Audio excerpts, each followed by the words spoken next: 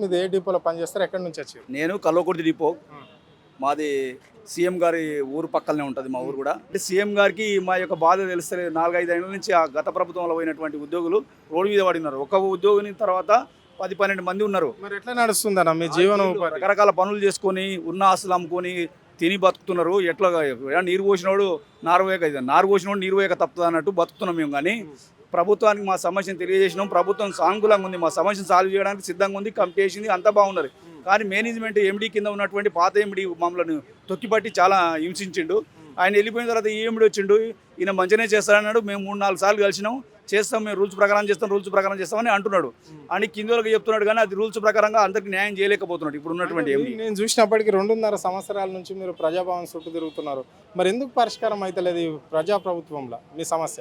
MD ఇప్పుడు management ఉంది కదా, మేనేజ్మెంట్ కింద ఈడీలో ఒక 4-5 ఉంటారు, వాళ్ళ కింద వాళ్ళు ఉంటారు.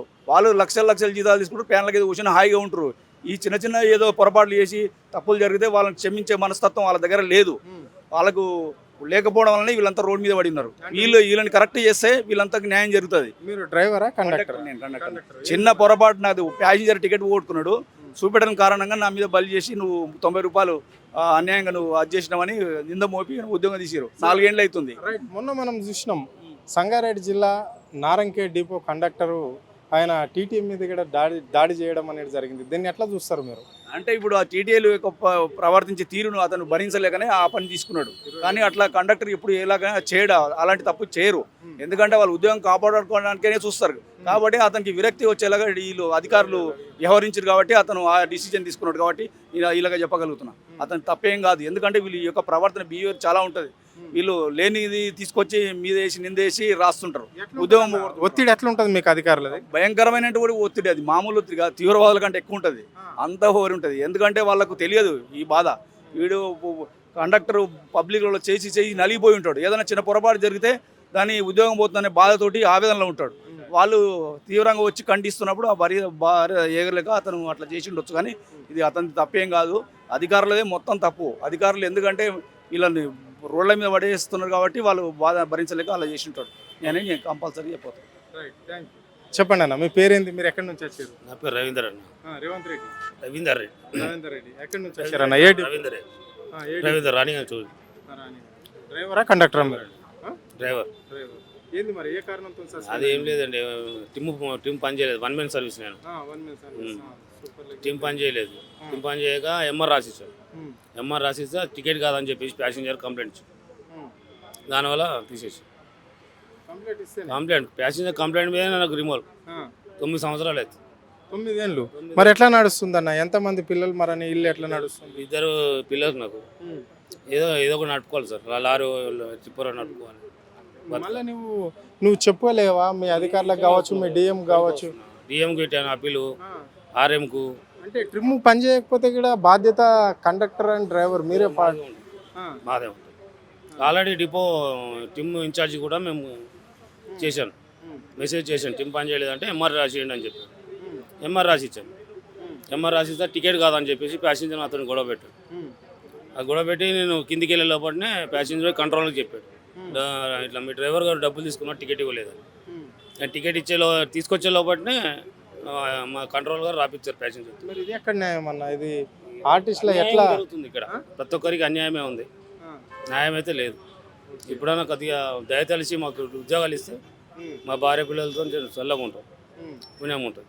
నా పేరు కావటి కే బాలయ్య, మాది నారాయణపేట, సిద్దిపేట డిస్టిక్. నేను నా ఆరోగ్యం బాగాలేనందువలన నాకు పిడిసి వచ్చింది. నేను తార్నాక హాస్పిటల్ పోయినాను, సిక్కు పంపించినాను. కాకపోతే నాకు ఆరోగ్యం బాగాలేనందువలన నేను ఇన్ టైంలో సిక్కు పంపినందుకు నన్ను రిమూవల్ ఫ్రమ్ సర్వీస్ చేసేసినారు. నేను డివిఎంకు అప్పీల్ పెట్టుకున్నాను, రిజెక్టెడ్. ఆర్ఎం పెట్టుకున్నాను, రిజెక్టెడ్. ఈడీ పెట్టుకున్నా, reject. Removal from service. Driver, Narsapur depot. ఇంకో 1 సంవత్సరం మీద 3 నెలలు ఉన్నది.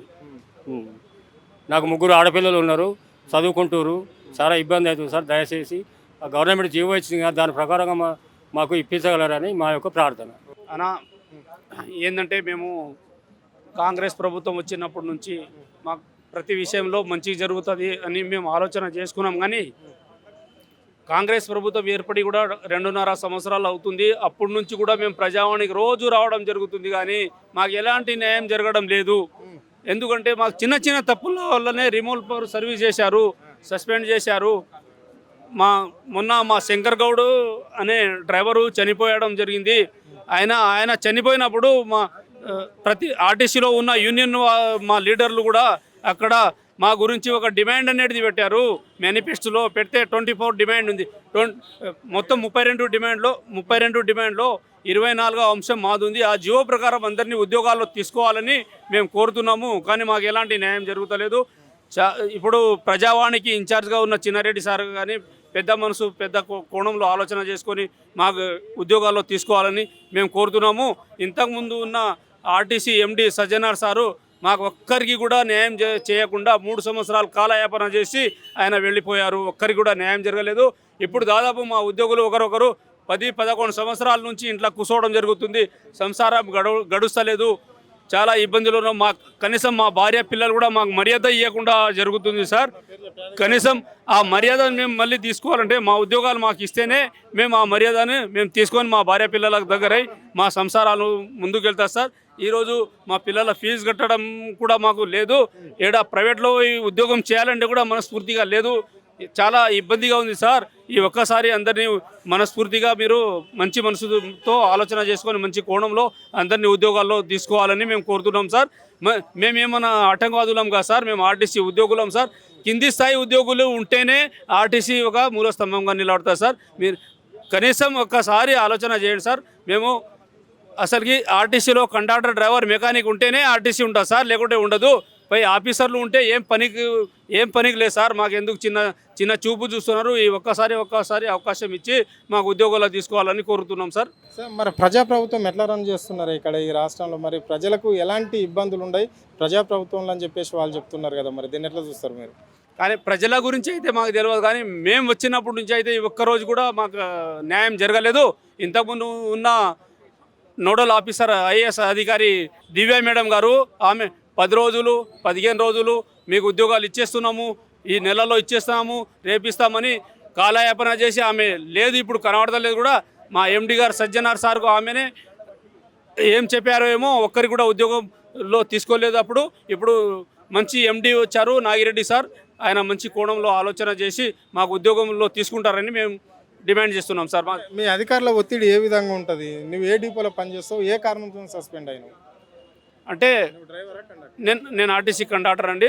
అయితే మా అధికారులు ఏంటంటే వాళ్ళకి అవసరం ఉన్నప్పుడు మేము డ్యూటీ చేసుకోవాలి, కానీ మాకు అవసరం ఉన్నప్పుడు ఒకరోజు లీవ్ అడిగితే కూడా ఇయ్యరు.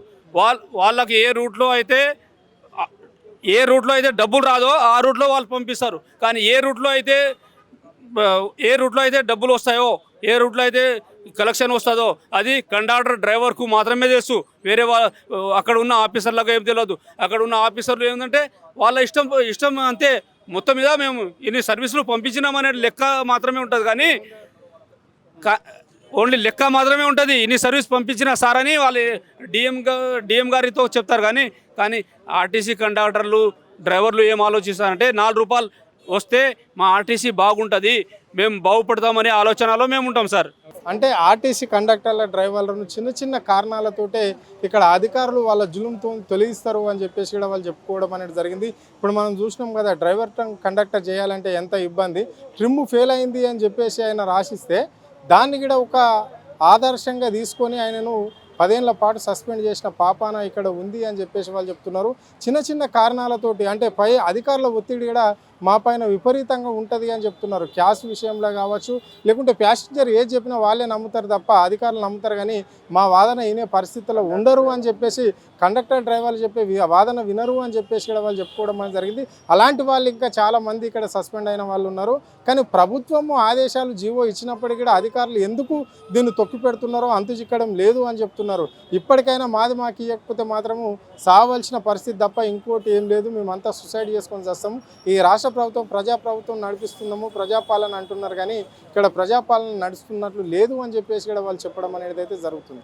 కెమెరా పర్సన్ కళ్యాణ్ తో అరుణ్, ఆద్య టీవీ, హైదరాబాద్.